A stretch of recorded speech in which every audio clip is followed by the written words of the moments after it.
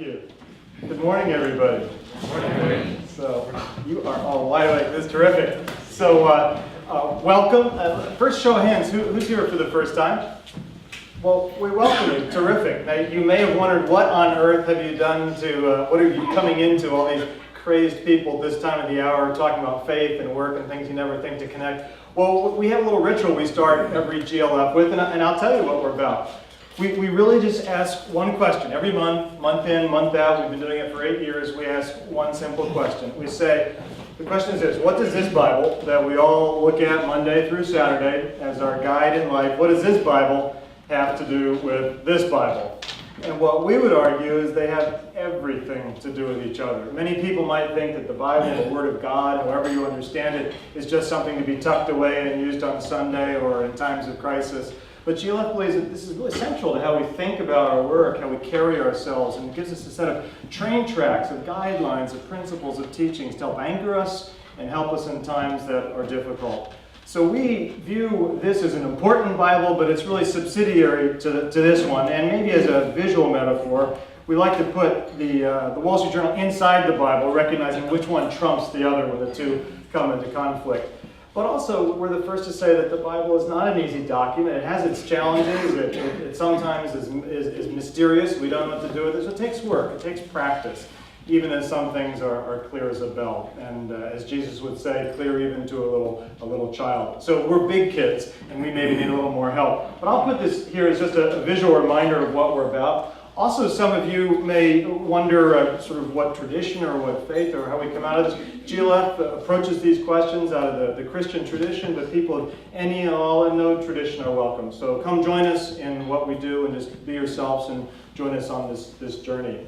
The second thing I would mention is how we structure ourselves. About half the time we'll have a teaching moment where we'll talk about something that's gone on in the news, and we'll unpack it and look at it both as business people as well as people of faith. And the other half of the time we have the privilege of having a guest like David Kim this morning that I do my Oprah imitation. Where are you, Jose? Jose, where are you sitting? Jose works for Oprah Winfrey, so running her Give Back organization. So you can tell me how well I do. I'll do that instead of Jerry Springer, so you're safe. And we'll have a little chat about someone's own journey in their life and their ups and downs and how they try to connect the dots between their faith and their work. Well, I have to tell you, I'm delighted to be here. In the literal sense, I'm delighted to be here. You know, I'm not superstitious, but people say bad things happen in threes. Well, yesterday I had 3+. Set the day I was flying up from Miami to get here last night to have dinner with David and his wife Cynthia, who joined us. So I was on the tarmac for 3 hours in Miami, meaning I missed getting into Preston where I had to get my car. And then I missed a meeting with one of our Board of Trustees members who wanted to talk about the Faith and Work Initiative at Princeton and talk about some donations. So I missed that meeting.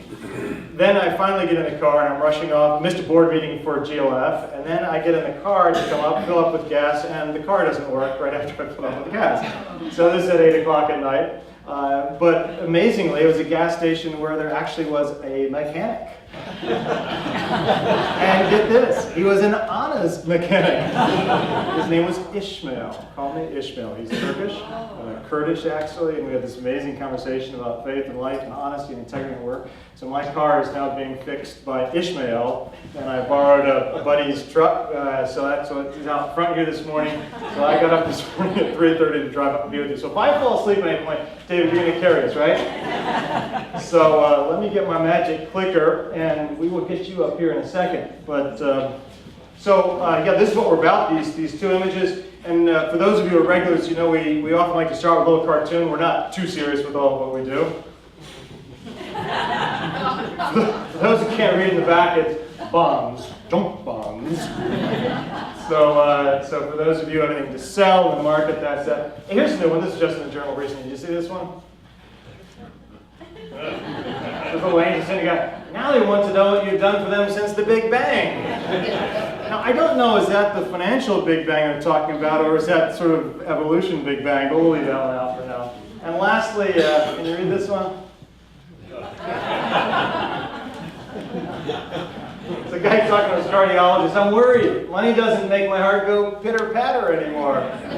So, well, let's jump in. As you know, we've had a great season, our fall season, as we call it. We opened with a reflection on 9/11 and how we think about crisis in times, leadership in times of crisis, and how faith might make a difference. Last month we had Jim Lane come and talk to us, who gave us a vibrant story of things he does, particularly men's ministry he's involved in, a former finance guy. And today, you see, we have David Kim. You'll learn more about him, but boy, what a background, what a background. West Point, infantry officer, U.S. Airborne Rangers, just extraordinary. Harvard Business School, worked a bit in manufacturing, and now a partner running a big book of business for Apax. We'll talk a bit more about his journey. And next month, it is almost Christmas, and we will have our Christmas season with our guest, Larry the Cable Guy, as is our tradition. He will be here, I promise you. So we could have today talked about, if David weren't with us, gosh, we could talk about MF Global, some interesting things there going on, and how do we unpack that.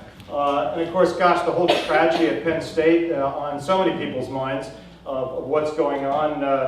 Sandusky himself has almost been forgotten, the alleged abuser, because all the focus has been on Paterno, but of course the president. And how can we forget, but we don't want to forget the victims.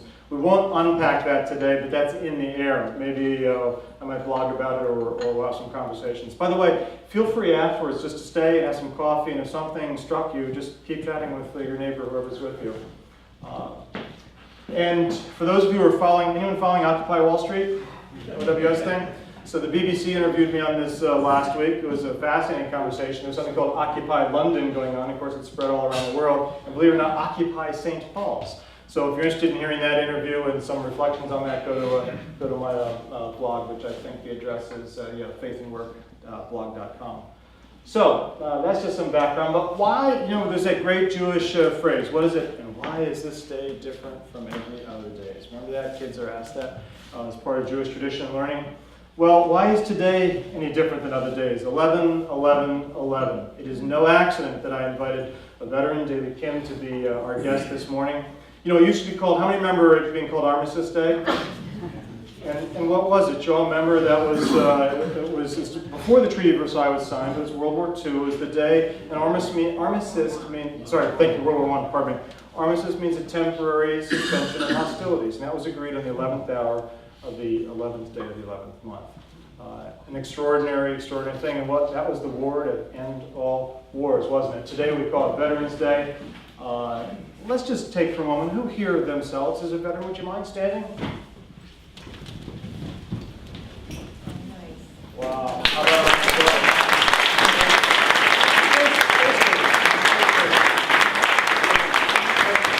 first thing now, and who has a family member who's a veteran?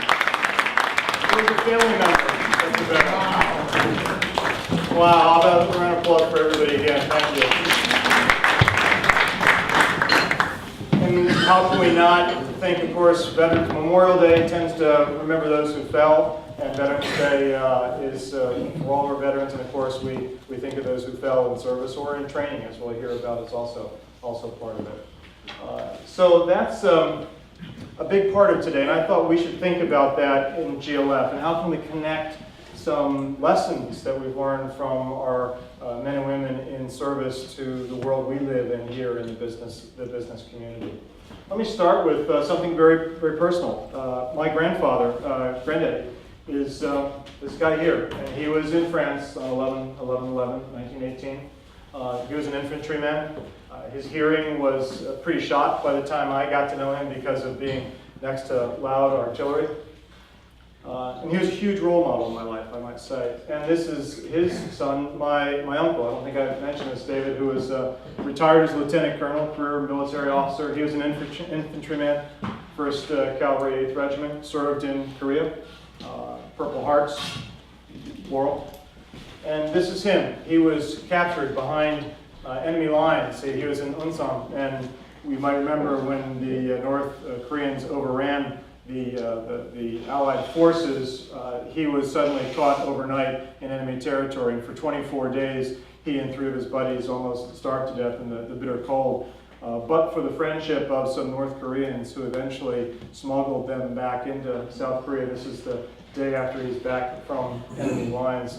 My mom last night, I was going to read it, but I think I'll break up and I won't do it. My mom emailed me a section of his diary, how they were trying to track attention from the American forces flying in with toilet paper, the last little bit they had, they made a big sign saying "Help" on one of the mountains to be found. They never were found. They had to work their way back very dangerously through enemy territory to get back to the south side. So that's a part of my story that has shaped me and the honor and integrity I viewed in my uncle and my grandfather. But David, would you come up? Here's a young man. And how about a round of applause to welcome David?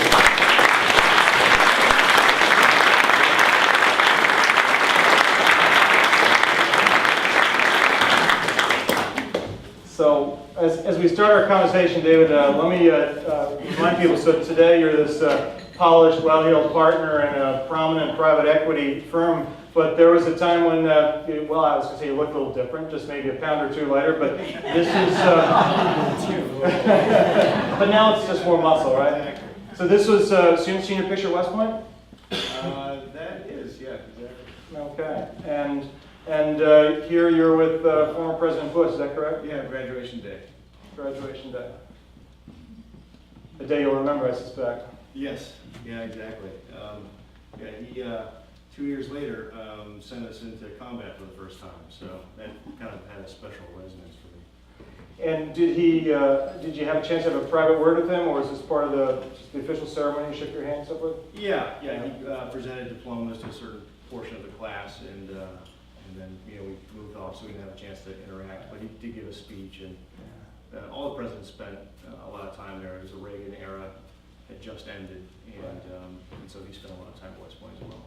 And you were mentioning when we were chatting before that, so you were a class of '88 from West Point, and that was an era when actually the military was beginning to regain and restore some pride, wasn't it? Having sort of socially, post-Vietnam era, really been in an awkward space. Yeah. Talk a bit about that. Yeah, that's right. So in Vietnam, ended in '75, of course, and the Army converted to an all-volunteer force for the first time in a long, long time in '76. And so that was a period that the military called the Hollow Army time frame, because there was a lot of problems with discipline, drug abuse, and society looking down on the military, and so it was very hard to find volunteers. But it had started to really recover at that point, and Reagan had restored a lot of trust and support behind the military, and so it was a very exciting time to be there. Now, not every kid grows up thinking, I want to go to West Point, but your family story is a little different. Tell us how you got there. Well, I grew up in Northern Virginia. My father was also a Korean War veteran, and in fact, he was captured as well during the North Korean offensive there on Thanksgiving. Wow. And he escaped later. But he was a Korean national who fought with the Americans and then immigrated here. And so I kind of grew up wanting to do something to serve the country, and I had a great-grandfather who was in Pickett's charge, and uncles in World War II, and so, since I was in 6th grade, actually, was when I first decided to go to West Point. It's the only college I ever applied to. Wow. That must have been something when you got that letter admitting you? That was a good day. It was the only school you applied to? It is, yeah. I applied to early decisions, so. Right. I was too lazy to fill out more college applications. And so you have this Korean heritage on your father's side, and your mom's, and your dad ended up being a journalist, didn't he? He did, yes. He wrote for the Science Journal in Cornell, so he won exciting awards for the articles like The Sex Life of Cabbages and... Should we talk about that instead? That sounds kind of... And your mom, what did she do? She was a school teacher, so she taught high school orchestra. Oh, wow. Yeah. Wow. So you play what instruments? I play 0 instruments. Unfortunately, I was too hard-headed to take her suggestions to learn from her, so unfortunately, she was a great pianist, and I really regret that. Wow. Well, West Point, a lot of things we'll try to cover, but West Point's a special place, isn't it? Some schools talk about honor code and honor violations, and frankly, as I've been in academia the past couple of years, frankly, lip service is paid to it in some places. But it's a big deal at West Point, isn't it? If you share a bit about the honor code and what was... Sure. Yeah, so it is a very big deal. It really has its roots in the fact that, of course, one has to be able to rely absolutely on the integrity of your fellow soldiers, especially in combat. And when all that pressure comes on in a combat situation, combined with sleep deprivation, food deprivation, and just physical terror, that I think that anchor has to be very strong to maintain that focus on making sure you're doing choosing the harder right over the easier wrong, which is what is Say it constantly. again, choosing the harder right over over the easier wrong. Right. That's a phrase to remember. Right. And that's something that cadets talk about in daily conversation. And the West Point Honor Code is a cadet will not lie, cheat, or steal, nor tolerate those who do.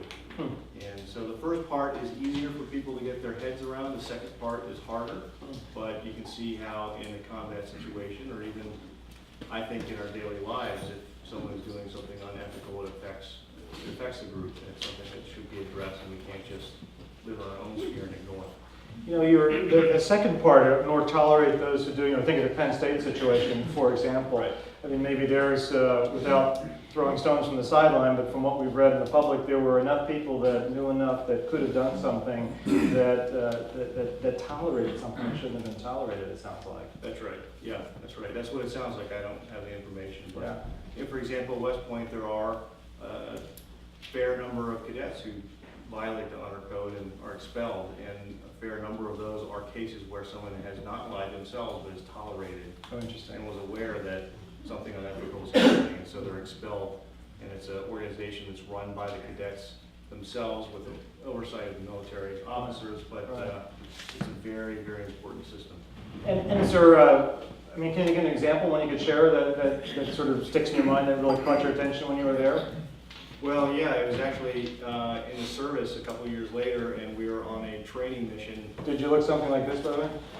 Yeah, that's me in the lower right. That was our team in Panama, and so we got 23-year-old lieutenant. But yeah, we were on a training mission out in the woods one night, and we were going to assault a fixed objective with the support of a platoon firing machine guns down while we approached the objective. And 4 o'clock in the morning, whatever it was, and the call comes in for the fire support leader. I'm in position, go ahead and launch. So we kicked off our attack, and we promptly got mowed down because he was on the wrong ridge. And 30 seconds after he started firing, the scout platoon leader called and said, "Where is this guy? I'm here to lead him here, and he's not here."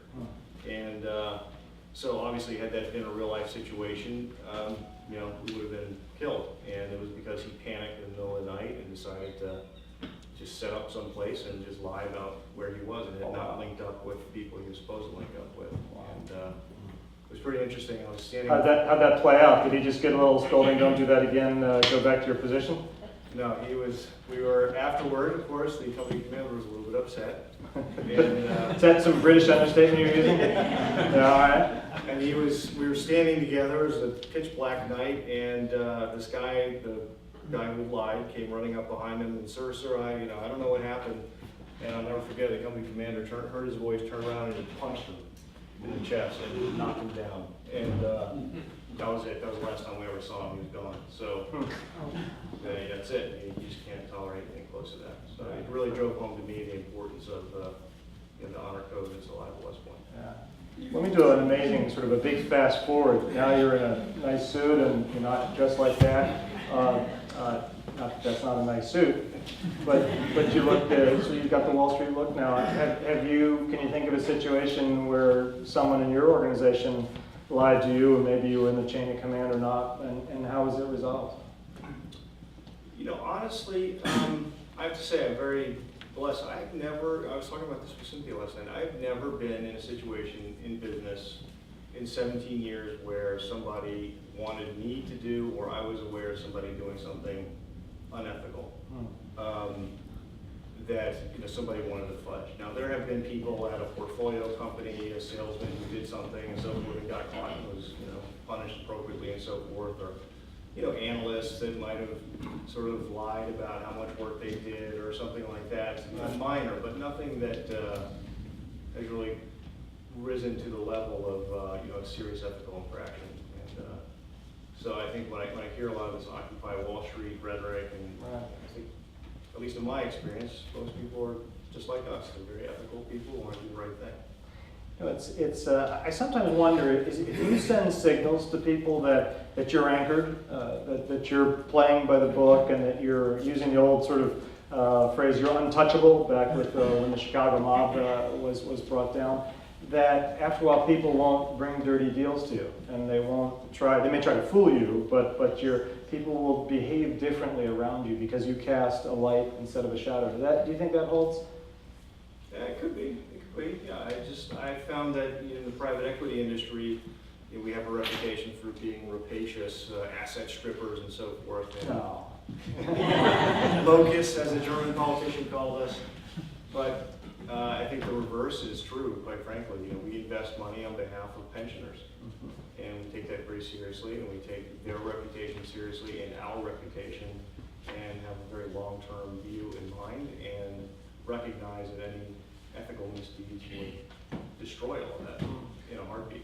Yeah.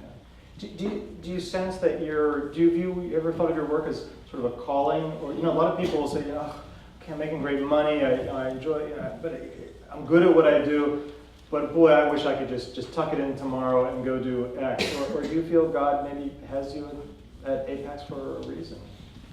Well, it's a very interesting question, because I've been in private equity for 17 years, and up until 2 years ago, I was on the deal side as a deal partner in the retail consumer group, and then was asked to move over to co-head our investor relations group, right. So essentially fundraising. I was first asked to do it in 08. I gave it all to my fundraising right now. I gave it all to my mechanic last night, so.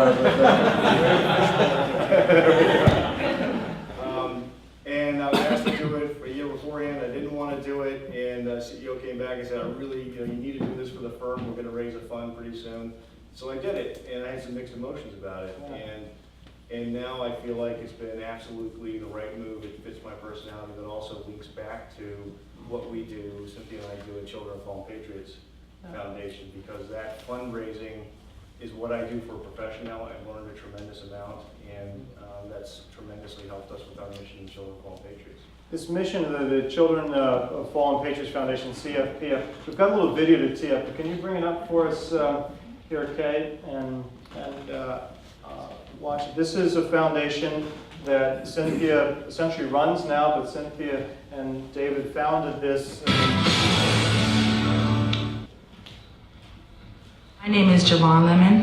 I'm the daughter of Staff Sergeant Jerome Lemon. He was in the military as well as the highway patrol, and he joined the military for his family. As long as I can remember, that's all we ever knew was the Army. My dad was a mechanic. If it had an engine, he could fix it. My dad was Michael Jerome McMahon. He was the life of the party. He brought the charm to the room. Now the organization Children of Fallen Patriots is doing everything it can to help these kids cope after losing a military parent and secure a debt-free education. The president of that organization, David Kim, joins us now to talk about it. David, nice to see you this morning. Thank you. How did you get involved, and why did you decide to be a part of this? My wife and I founded the organization. We were inspired to do it by an experience I had when I was a young Army officer 20 years ago. We were sent down to Panama during part of Operation Just Cause to remove Noriega from power, and comrade Sergeant Delaney Gibbs was killed in combat 5 days before Christmas in '89, and he had a baby daughter due in March. And so while I didn't know him personally, I was inspired to help young children like her. She's also named Delaney. And as you guys know, there's a lot of combat casualties, but also a lot of training deaths that happen every year. Yeah, it's amazing. I mean, as if the heartache and loss isn't enough for the children of fallen soldiers, they have to deal with financial complications, perhaps losing the dream of going to college. So what does your organization do to keep that dream alive? So we provide college scholarships to children from all branches of the armed forces who've lost a parent in the line of duty. So that includes training as well as combat. We help them access all the sources of government grants and scholarships, also private scholarship programs, and then we fill the gap in the funding for their college education costs. And that could cover everything from tuition to books and supplies and computers. What does that gap look like? I mean, in the past few weeks, we've been hearing more about this, and I think it's probably an educational factor for most Americans aren't realizing that there is this massive education gap for sons and daughters of fallen soldiers who don't then can't afford to go to college or can't afford to pay those bills. How does that money gap look? Is it $1,000, $2,000? Where is it? It's $5,000 a year on average. So there are government programs that help these children. They cover most of the cost of a public in-state education, but costs beyond that will of course, need to be met by private sources. How can people help? They can help two ways. Of course, the financial support is very important. Secondly, spreading awareness of our mission for families who are covered by our mission is very important, because oftentimes they're unaware that this help is available because the child was typically quite young when the father was killed, mom has moved back home to rebuild her life, and is unaware of help that's available for military families. Is there a website that people can go to and to help contribute this morning? Yes, it's fallenpatriots.org. And the organization is Children of Fallen Patriots Foundation. We will link that website to ours at foxandfriends.com. We appreciate you being here, David. Thank you very much. Yes, Thanks for your service. Thank you. Coming up. So, how about that? Wow. Yeah.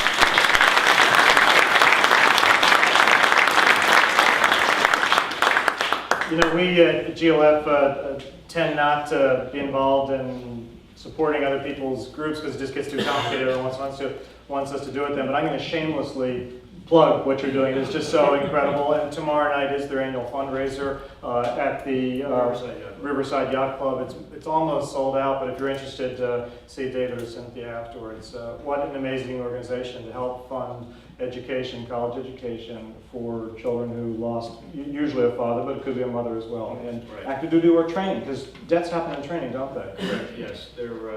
We estimate over the last 25 years, over 15,000 children have lost a parent in the line of duty. And so there are 5,000 or so that probably come from Iraq and Afghanistan, and then from prior conflicts, as well as training accidents every year that most people never hear about. Helicopters that crash, people that get swept out to sea off the ship, mishaps in the land-based army. So it's a very dangerous occupation. Well, we applaud you for that. That's extraordinary. And it must obviously bring back a lot of memories for you, because you could have been one of those guys, and Cynthia could have been the one raising 4 children by herself. So it's really extraordinary. You mentioned being in Panama. People might forget that, but that was one of an important military operation, taking Noriega out. We had American citizens there. The Panama Canal was a serious operation. You had an experience you were sharing with me. Would you mind resharing it, of a moral decision, a life and death decision you had to make in combat? Yeah, well, during the battle the first night with his forces, there were some people that were nearby in a place that could threaten our troops, and were doing some things they shouldn't be doing in the middle of bullets flying around. And so you think, that's not normal. If I was a civilian, I would be hiding in the back room and not in front of a window, scurrying around looking like I'm setting something up.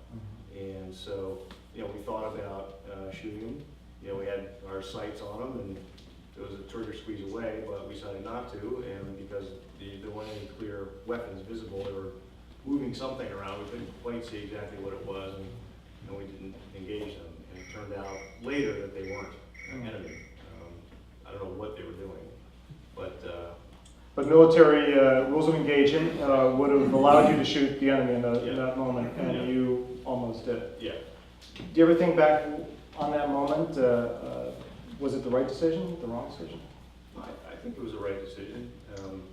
And I think that what I really think about is that the troops in Iraq and Afghanistan deal every day with so much more complexity than we ever had to, because that was one split-second decision in time. And I never had, in Panama, there was no question who was going to win, and that it was going to be over very quickly. And we never really had to worry about the things that the troops in Iraq and Afghanistan have to worry about now, every single day, on multiple deployments. Cynthia and I have a lot of friends that are in the service, and a lot of them have deployed literally for 5 years when you add up all of their deployments.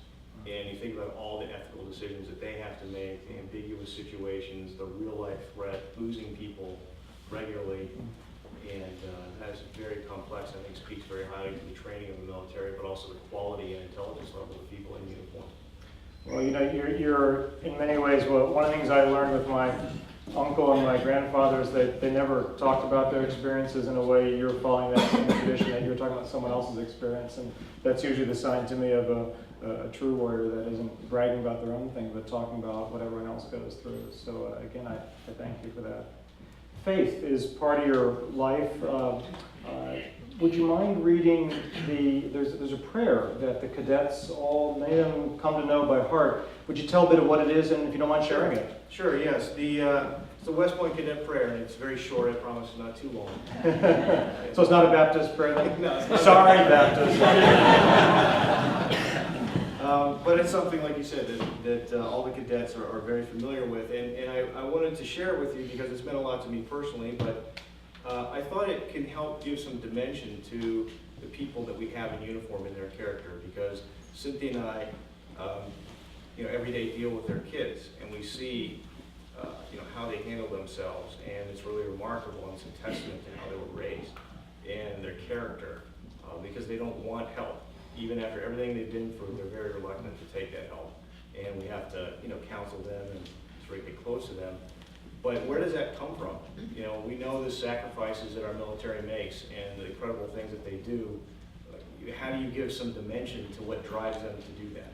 And that's why I wanted to share this, this prayer with you guys. So I'm glad to see that you need some glasses too. You can borrow my cheaters if you want. I'm 45, so that was.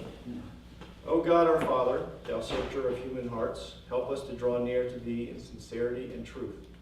May our religion be filled with gladness, and may our worship of thee be natural. Strengthen and increase our admiration for honest dealing and clean thinking, and suffer not our hatred of hypocrisy and pretense ever to diminish. Encourage us in our endeavor to live above the common level of life. Make us to choose the harder right instead of the easier wrong, and never to be content with a half-truth when the whole can be won.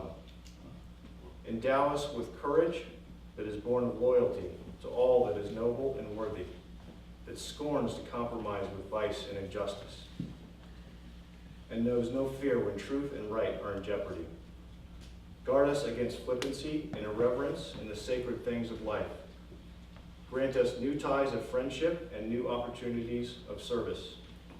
Kindle our hearts in fellowship with those of a cheerful countenance, and soften our hearts with sympathy for those who sorrow and suffer. Help us to maintain the honor of the Corps of Cadets untarnished and unsullied, and to show forth in our lives the ideals of West Point, in doing our duty to thee and to our country, all of which we ask in the name of the great friend and master of all. Amen. Amen.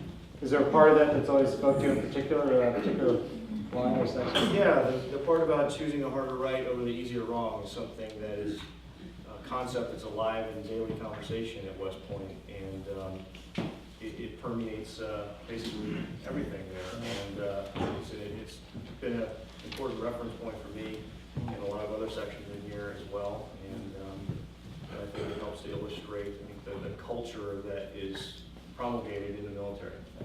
And you talked earlier about consequences when the one person in the training exercise lied about where they were. I can't remember the year, but it was before you were at West Point. You might remember there was the big cheating scandal they had, and it was like 100 cadets, it was a huge number of cadets, and they were summarily dismissed, weren't they? Yeah, right. Yep, they were. It was a big number of cadets that were at a cheating ring, and somewhere between 50 and 100 of them, and they were dismissed from the academy, and a number of them had to go into the service, because if you are at the academy past a certain point, you're obligated to serve no matter what happens to you.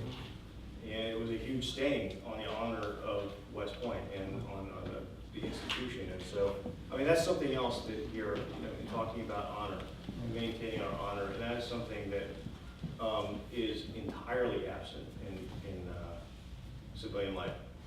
I can't remember the last time I heard anybody in business or even personally talking about honor.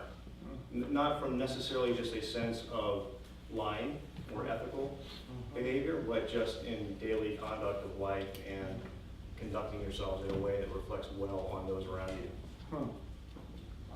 It sort of got me riveted, you're right. I mean, we think about when you're saying that those words just flow and they just sound, they resonate so well, but I'd be hard pressed to think of the last time I heard a business leader, or for that matter, even clergy, talk about honor. Right. we think about. Maybe that's the avenue for us to explore in each of our personal lives and the place we work. What does it mean to have honor and work at this organization? Fascinating. You just read a prayer. Faith, have you always been deep in your faith and gung-ho and whatnot, or is this sort of, have you had, I don't know, speaking personally, my life has not been linear in my faith journey. There's been a few detours, a few times a little on the edge of the fold. Are you one of these sort of perfect little choir boys all these years? You look so nice and if you don't mind, I know it's a personal question, but it's just you and me here. There's no one else. But if you don't mind, share a bit of your story to the extent you're comfortable. Yeah, well, since my wife is here, the answer is yes, I am. I love it. How many years have you been married? Yeah, we've been married for since '97, 14 years. That's terrific. Yeah. But no, the answer is no. No. Like you, I spent a lot of time in the deep rough.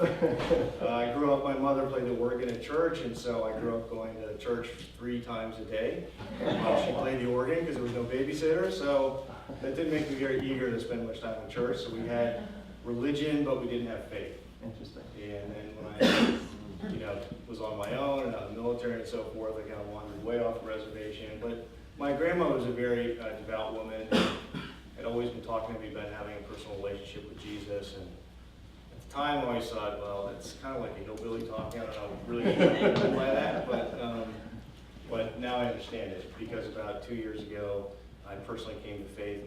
My wife came to faith before me, so she showed me the way. Right. She has in a lot of things, and so I really count my faith as starting 2 years ago. And we were sharing a little bit last night. In my own journey, there's sort of a mixture of a confluence of events and also sort of 1 or 2 backbreaking events that, in my case, helped sort of catapult me to really appropriate my faith for my own and really say, "Wow, Jesus, if you're the real deal, I'm with you. I'm signing up for the program." Was there sort of a cataclysmic thing going on that maybe too personal to share, but was something happening, or what was your story? It was a confluence of events. It was, we had children, we would go to church, and so I felt the tide rising, if you will. But then I also was driven to my knees at the same time by, struggles at work and just a lot of things coming together at the same time. But I'm grateful for that because I think God doesn't waste a time of distress. And He either causes or allows those things to happen to help us to grow. And I felt like that I've been pruned a lot and have a lot more pruning to go, but I've been grateful for that. God doesn't waste times of distress. What a great phrase. And did you notice that sometimes when you make a major faith step like that, the music comes on, the angels start singing. Other times it's like, another day. And sometimes actually I've heard people tell stories where actually their life got tougher. Almost as if, I don't know what your sense of theodicy is and the evil one and so forth, but it's almost as if you're going to be attacked for changing sides, so to speak. What happened to you after you made some of these sort of new directions and commitments in your life with Christ? Yeah, well, first at that moment where I count the moment because I know, in my head when it happened, and Cynthia was there where it was a confluence of things coming together where we were going to church, we'd gone to Stanwich, and thanks to Chuck's leadership, we've been really inspired and really drawn into faith. I've been doing some own reading, and that time the reading was just say to Christ, Christ, I'm giving my life to you. And I wasn't ready to do that. And then we watched a family movie together, which I would highly recommend, called Flywheel. Right, which was made by a Georgia parish just on their own. People that went to church, they decided to make a movie, and it's really great. Wow. And so I was very inspired by that, and at the end of that, we prayed, and I said, Christ, I'm giving my life to you. And I literally felt, a warm sensation. And I understand now what the Bible says in the scales falling off your eyes, because I haven't looked at the world in the same way since then. So that was a very nice aha moment. And at the same time, we have found the other side of what you described in terms of feeling attacked and so forth, mostly through our work in the foundation, because at the same time, we also woke up this several years into the founding where we said, we've been running this, but we didn't realize for who or why, and now we do, and so here... And who are you running it for now? For the Lord. Right. And this belongs to you, and so tell us what you want done with this. we run it as a secular organization, but our motivation springs from our faith. And that's been incredibly transformative, but at the same time, the level of noise that we have to play through is also increased geometrically. So one comes with the other, I suppose. But you also said since this change of heart, internal change, and then the thoughts and everything that flow from it, that the foundation actually has flourished, even as you've had challenges.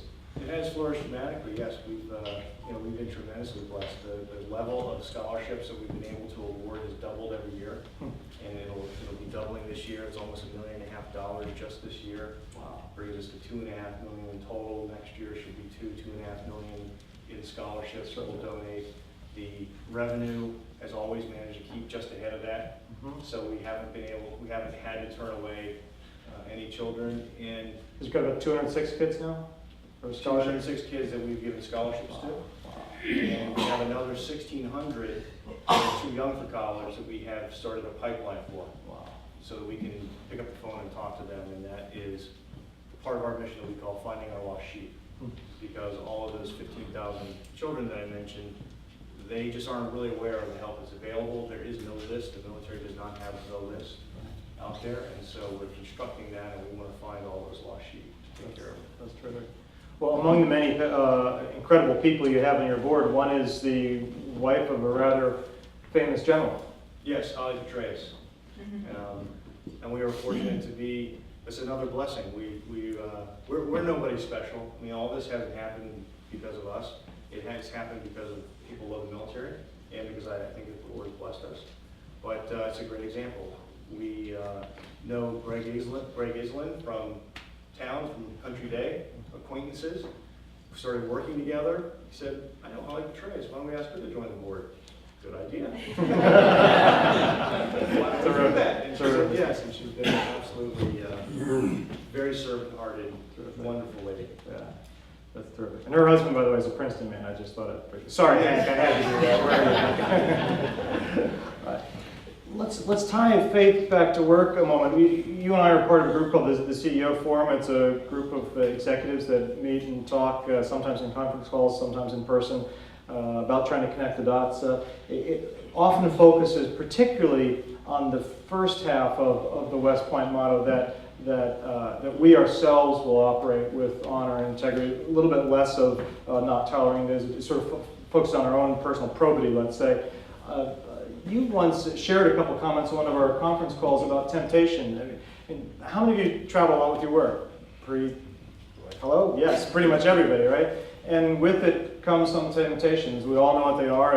It's drinking too much, it's watching pornography, it's doing something we shouldn't be doing.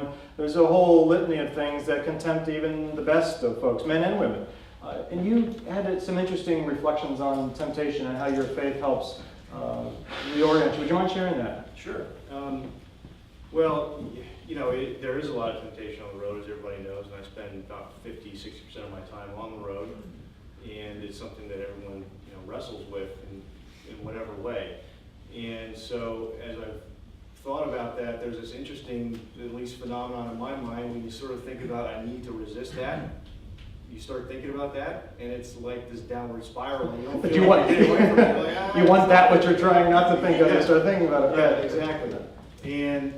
And what really helped me was in going through a workbook called Experiencing God with my mentor from the CEO Forum. There was a part there that talked about just don't try to do it in your own power. Just invoke Christ's name, ask Him to come and cover you, and the light will blot out the darkness.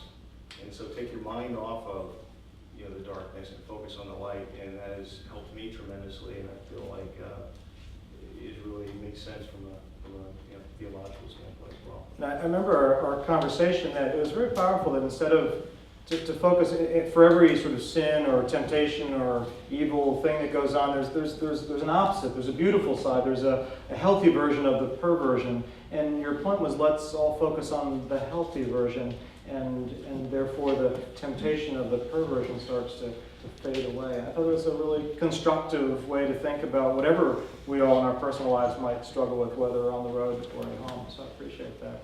Let me ask you one other question, and we'll open it to questions here from our friends. And that's, you were sharing, we all have a self-image, like I think, wow, I'm a good boss and everyone likes me and I'm fair and reasonable and so forth, and you seem like a nice mellow guy, you haven't hit me or anything yet, and we're having a nice time. But behind that calm exterior, you're a pretty intense guy. You probably got a little bit of that type A stuff in you. You shared about something you learned at work that was really a bit of a comeuppance. If you don't mind sharing that, and how does your faith maybe help you work through that?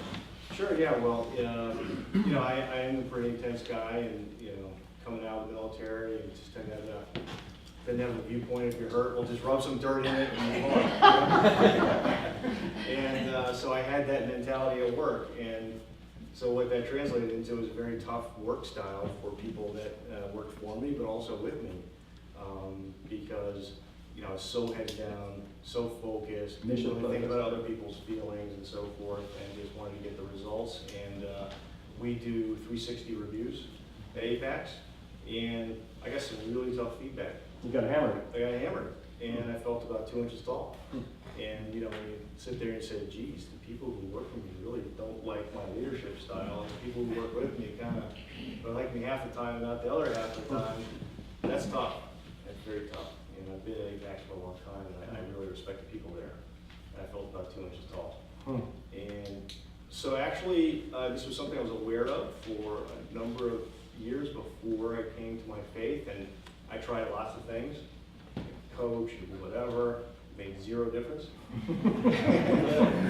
And I think it's because it goes back to what I said before in terms of not relying on our own power to do it, but relying on someone else's power, the Lord's power. And since then, I have tried to do that, and because I've really focused on trying to be more humble first and foremost, and trying to help others around me, and trusting more that the Lord's got a good plan, and I don't see it right now, but it'll work out okay. That takes a lot of the pressure out of the situation, and all that's helped a lot, and so that's improved dramatically since then. Again, I couldn't do it myself, and I just attribute it to having a lot of help. That's, well, I appreciate you sharing that, because I think all of us, we want to have a certain image, and when the data doesn't match up with our desire, there's a moment. But what I really find fascinating about your story is not so much that you had that aha moment, but that for years you were self-aware enough to try to correct the behavior, but you couldn't quite bring it home, and it was ultimately the faith that helped to change these behaviors. That's terrific. Well, who would like to ask a first question? As is our custom, for those of you new, we prefer brief questions as opposed to long statements, and that way we can get more people involved. So who wants to jump in with our first questions? Boy, it's beautiful sunlight, but I just can't see. Is that you, Nick? Far away. Thank you very much for your service and being here this morning. Just as an aside, there's a ceremony at 11 o'clock today on Greenwich Avenue at the War Memorial, so people are so inclined, I encourage you to go. Thank you. So thank you. I just wanted to make sure people knew about that. I just wanted to have you talk a little bit more about your training was mission-driven, focused, that was important. Now you're in an arena of 360. How, that seems to be the antithesis of who you were and what you were developed to be. Is the Army not able to do 360, or is it a total different reality that we translate? Interesting. So comparing the military environment, which one thinks of command and control, versus perhaps a more collaborative corporate environment. Yeah, and it's a very good question, because we all have in our mind the drill sergeant from the movies, right? You're just getting somebody's face, and you chew them up upside down and so forth, and that's how you lead. And actually, the fact that I wasn't able to lead effectively was really because I forgot the things that I was taught at West Point and in the Army, which is to be servant-hearted. And you cannot lead but someone by lashing them. You have to get out in front and stand up and say, "Follow me." That's the motto of the infantry. Is for the leader to step up into the bullets and say, "Follow me." And no one's coming unless they are inspired by your leadership. And the way to do that is to take care of them. And so leaders eat last in the military. There's generally not a food shortage, right? But it's symbolic. It shows your men. The junior guy eats first, and the most senior guy eats last. And if there's no food, then tough. We'll suck it up. If there's a problem, leaders get in the trench and help out and roll up their sleeves and get dirty. And and they take care of their men. They listen to them, they understand what's going on, they take care of their families. They're there to be involved in their life and not just be Marquette. It's fascinating to think of the corporate world. I've worked for banks, and I'm sure you all have, and maybe even do now. And there's the corporate dining room, and then there's the cafeteria. Interesting image. And of course, the servant leader, many would argue the greatest servant leader. And there's secular literature about servant leadership. If you follow it in the business journals, so Robert Greenleaf, the AT&T executive, wrote a marvelous book called Servant Leadership. But if you go underneath it, the motivation for that idea is profoundly aligned with Christian thinking and Jesus, who came to serve, not be served, and ultimately paid the ultimate price. Terrific question. Other questions to jump in? Yeah, Jerry. David, our country's coming off of a decade of where we've been at war. And you have more contact and touch people who are affected by that. What's your assessment of the current state of our military? The question, the current state of the military, in light of really a long series of wars and conflict that's different as opposed to a surgical operation that might have a 90-day in and out. Yeah, I must say that based on my own perspective, that we have the finest military that has ever walked the planet Earth. And it's not only the power that the military has, because after 10 years of war with the technology that we have and the training experience that we have, I feel sorry for whoever just decided to take us up in a straight up fight. But it's really the quality of the people. We have not had a generation like this since the revolution, in my opinion, because you have a phenomenon now where a war has been fought for 10 years using only volunteers. That are about 1% of the population, and there is no precedent for that in our history unless you look back at the revolution. And those same people decided to volunteer, put down their civilian life, and take up arms in defense of their country. And to do that year after year when they don't have to really says something remarkable about the character of those people. And so they're incredibly dedicated, they're incredibly smart people. You can't have an army do what they've done in Iraq and Afghanistan with the care and precision and discipline that they've done, knowing that men are going to be killed because they're restraining themselves. You can't do that unless you have incredible people in uniform. Terrific question. And a powerful answer. I never thought of that linkage the first time it's been an all volunteer. Other questions? Someone wants to jump in? Yeah. It's not so much a question, it's more of a comment, but just kind of a confluence. The expression, there are no atheists in the foxhole. Excuse me. How did that, what were you feeling when you were in service, when you were in conflict? So the question comes up, we all know the aphorism, there's no atheists in foxholes. So what's your reaction to that phrase in your own time in combat? My time in combat is, I'm almost embarrassed to talk about it because it doesn't even compare to what other people have done in Vietnam and so forth in Iraq and Afghanistan, because the length of time, the level of danger, and so forth is just nowhere in the same ballpark. That being said, when you see red tracers coming back in your direction, no battle feels small. So, yeah, it was pretty scary. But to be honest, the training took over, and I just thought about my men. I just thought, I cannot let these guys down. So that was really what went through my mind. I never had a point, to be honest, of absolute terror. I thought, I'm going to get killed, and I really need some help here. I just never got to that point, thankfully. I should have mentioned in the event that you ever have post-traumatic syndrome things, usually sometime around now a big cannon goes off at the yacht club. I just realized that. I jump every time, and everybody who jumps and thinks so just so you know, it's late, but if it happens, we're not under attack. You don't need to assume the position. I just want to let you know. Yeah, please. What's been your biggest leadership challenge? How have you navigated it?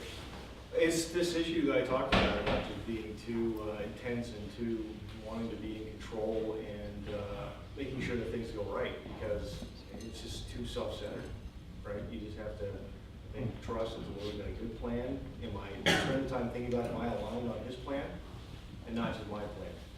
All my little goals and stuff really don't mean anything. whether that's in business or charity. It's, the time that we spend looking for direction, and what was missing. Terrific. Yeah, actually, you had a question? Do you want to go? Yeah, and kind of piggyback on her question. When you take a look at the organization that you're responsible for in every way, there's some challenges that as other leaders like yourself face, and you can't deliver on those challenges by yourself. And you see yourself, I don't know how we're going to get through this today or the next month. What are those two top challenges, and how do you see yourself getting beyond them? So what are the two top challenges? Maybe a similar question. Two top maybe business challenges, and how do you get beyond them? Well, one of them in my particular role is fundraising. And so in this environment with institutional investors who are liquidity constrained in a very uncertain macro set of conditions, the idea of making a big commitment to the no liquid asset class is pretty daunting, especially given a lot of our capital going to Europe. So how do I get through that as a business matter? A lot of it just has to do with not thinking about things and thinking about people, and trying to understand, where are they coming from? What are their issues that are really driving them? How can we be a good partner in helping them navigate some of those issues, and trying to put people first? Whereas before I might have thought more, okay, well, this is all my little selling points and the stuff I have to drive into their head. I think if someone feels like that you really are listening and are really trying to engage on the things that matter to them, not what matters to me, I think that just makes for a better partnership and produces better results at the end of the day. But it goes back to just sort of letting control go and focusing on other people. One last question. Who wants to do the honors? Please.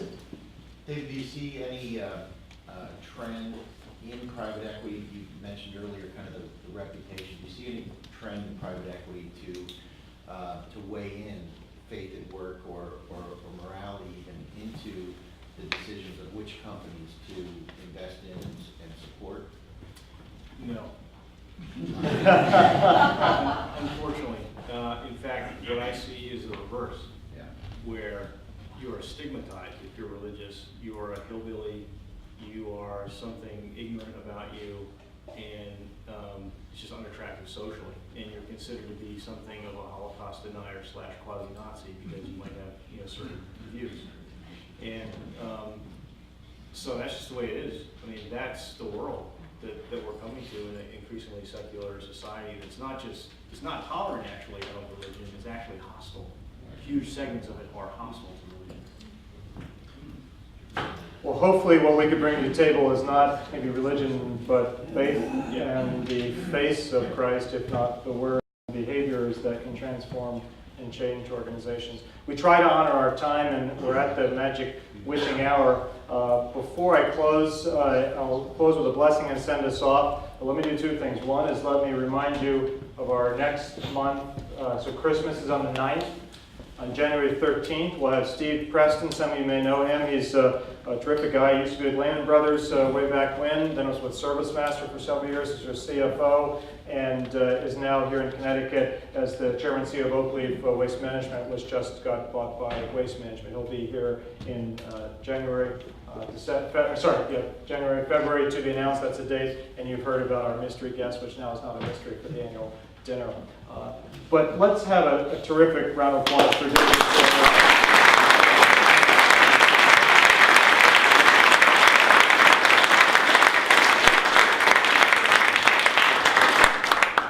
I'm inclined to think of both the service which you have done and the service you're still doing now. Not just the foundation, which is obvious, a visible thing, but that you're bringing and trying to bring a different face to the private equity business. And we thank you for that. And wish you and Cynthia Godspeed and health in your marriage and your work and in your foundation.